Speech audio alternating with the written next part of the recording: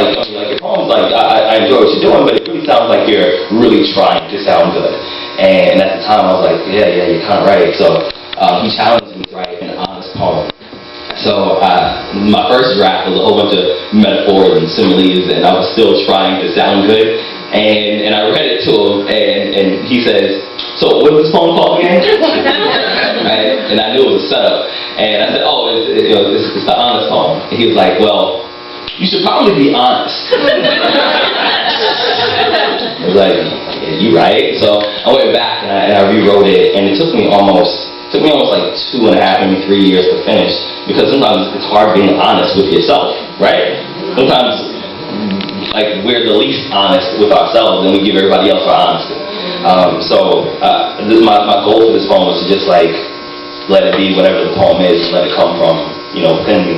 So this is what I came up with. I was born on July 27th. I hear that makes me a Leo. I have no idea what that actually means. I'm 5'6" and a half. I weigh 145 pounds. I don't know how to swim, and I'm a sucker for a girl with a nice smile and clean sneakers. I'm still learning how to whisper. I'm often loud in places where I should be quiet. I'm often quiet in places where I should be loud. I was born feet first, and I've been backwards ever since. I like ginger ale. A lot. I've been told that I give really bad hugs.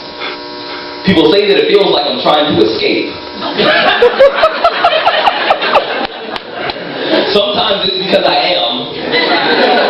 Secretly, I get really nervous every time someone gets close enough to hear me breathe. I have this odd fascination with things like sandcastles and ice sculptures. I assume it's because I usually find myself dedicating time to things that will only last a few moments. That's also why I tend to fall in love with women who will never love me back. I know it sounds crazy, but it's much easier than it seems, and to be honest, I think it's safer that way. Relationships, they often remind me that I'm not afraid of heights or falling, but I'm scared of what's going to happen the moment that my body hits the ground. I'm clumsy. Yesterday I tripped over my self-esteem. I landed on my pride, and it shattered like an iPhone with a broken face. Now I can't even tell who's trying to give me a compliment. I've never been in the military, but I have this Purple Heart. I got it from beating myself up over things I can't fix. I know this sounds weird, but sometimes I wonder what my bed sheets say about me when I'm not around. I wonder what the curtains would do if they found out about all the things I've done behind their backs. I've got a hamper that's over